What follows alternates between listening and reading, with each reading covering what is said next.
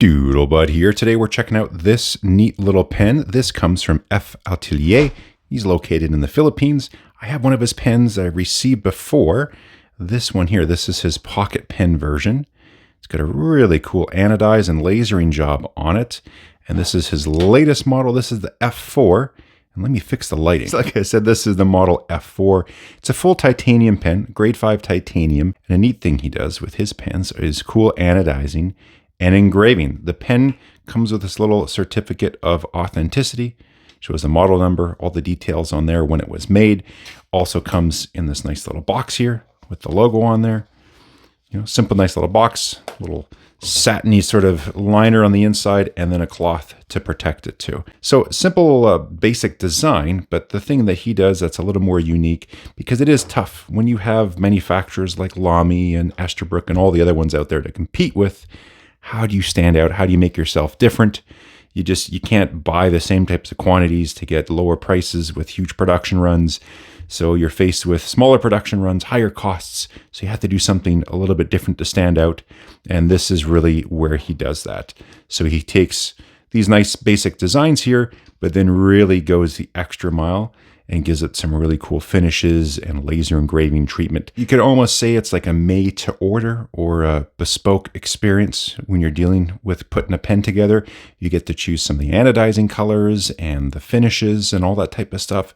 So it's a really, really neat experience. I've been using the pen for quite some time, had it for a month and a half, possibly 2 months now, and it's been great. The cap comes off in 2 rotations.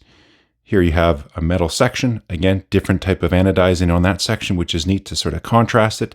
We have a number 6 size style Yovo nib with more engraving there on the top with the logo. This has the 1.1 stub. His other pen, you know, it's really quite stout, so it doesn't fit a converter, but this one can take a cartridge and also a regular converter, and it comes equipped. As you can see here, it's got a Schmidt converter in there. So yeah, nice to be a little bit bigger. Good size, and if you want to use a converter, you can do that on this one. Now, due to the design, the pen does not post, but it is of ample size. I'll show in a size comparison in a moment. You'll see it reminds me of my Puma that's over there. Yeah, and that pen doesn't post, but this one fits quite nicely too. Let's get you a little bit of a better close-up on the detail here on the engraving. I like this. It reminds me of, say, like a wax seal, one of those wax stamps. It really looks neat on there, just the way he does that. And this is the Viper skin. So this would take a fairly long time to engrave that. So there you can see basic body design, but it's quite nice. Since I have the pens already over here, ready to go, let's just do the size comparison. Up top is a Lamy All-Star, the Ensso Puma. This is the Ebonite one. And then we have the F4, his other pocket pen. I can't remember if it's the F1 or F2 and get my numbers mixed up. And then we have an Esterbrook SD. Here's the comparison with the caps off. I'll leave it unposted because it doesn't post, just like the Puma. I did post this one because that's how you're going to use it in operation. But here we are. So you can see it's just a little bit shorter than an SD, but almost identical to the Puma. I'd say very, very close. That's why I brought that out, because as I was using this, I thought this really reminds me of the Puma, and I can see why. When I first put my hands on this one, I thought, oh, that might be a little bit too short. I wonder if I should, like to post it, but it is like just enough. And so his F4 model, it's the same way. It's stout, but again, big enough. It's perfectly fine for me, not posting it, so I'm not missing that. Let's go ahead and get you the actual dimensions of the pen. So overall, with the cap on, 135.6. In writing mode, the pen's going to be 126.3. Body diameter is 14 millimeters. Top of the section is about 11. It has a 2 millimeter taper to finish off at 9. And there is a little bit of a flare out, like you can see here at the end of the section. So if you're a low gripper, it's going to stop you from slipping off. If you're a higher gripper, this is not uncomfortable.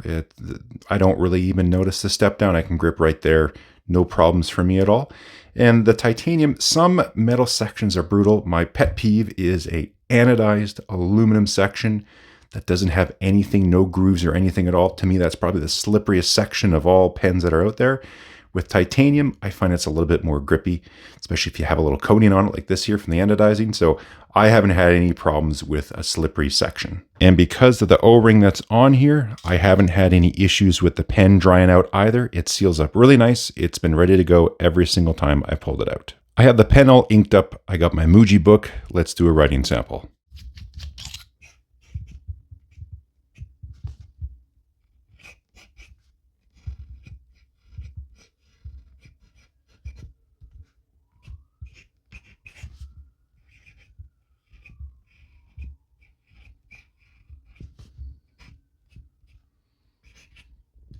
So I thought I'd give a little bit more information on just how the engraving process works for the pen. On average, it's usually about a week for him to complete a pen. But if it's a very intricate design that involves a lot of very deep engraving and custom anodization, it can take a little bit longer. Graphic files have to be made, then approved by the client, and sometimes also he'll have to do some testing on aluminum as well, just to show the client what it's going to look like, and even give pictures with updates as the process is coming along. I'll leave a link to his Instagram page down in the description. Give it a look because it's quite interesting when you browse around and see all the different jobs that he's done for clients. The level of detail and depth of engraving, along with the anodizing that's going on, is something that's quite unique. I've done laser engraving and anodizing myself, but this is to a whole other level that I've seen, especially on fountain pens.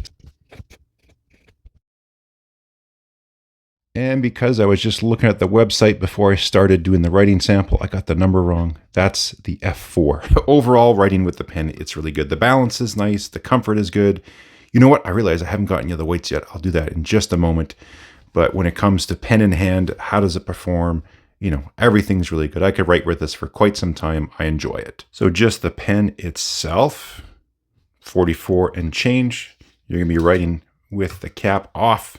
So we're ditching about 14.5 grams. So there we go. Just under 30, and that's with the converter and ink. Final details, of course, you might want to know is pricing. If you go to his website, I'll have a link down below. He doesn't really have it on there. You sort of have to inquire, and then he can give you a price range depending on what you do. You know, this pattern has a lot of engraving on it depending on the anodized finish. It's really all about the time. So he just gave me a range. They can be somewhere around 200, but then if you get super intricate, you know, I imagine if you did knurling, that's going to add a little bit too, just all that stuff. If you really deck it all out and do a lot of exotic finishing and super detailed engravings, because this, you know, some of these things would take a lot of time. Yeah, you could be upwards of around 350, somewhere in that range. But depending on your budget, you get to sort of design it where you like it. And for some folks who really want to go all out and they got the means, you know, they get to have that experience to really get a pen the way they want it. Ask for the type of engraving, the colors, the detail, all that kind of stuff. One final little look at the engraving there with the logo. I think that's really cool. I haven't seen a pen done like that, so I keep showing that because I think it's really neat. Yeah, pen works great. Nice seal on the cap, customization and all that. Yes, it costs a bit, but I don't really know of many others where you can fully, you know, made to order, sort of bespoke the pen. I think that's sort of a good idea to compete as a small maker, and also something that's kind of unique in the pen world. If you want more info, down there in the description. If you like the video, thumbsy uppy, even more. If you subscribe, potentially join. As always, I got a bunch of fun stuff coming up and a ton of reviews and projects. So you want to stay tuned because I'll catch you next time.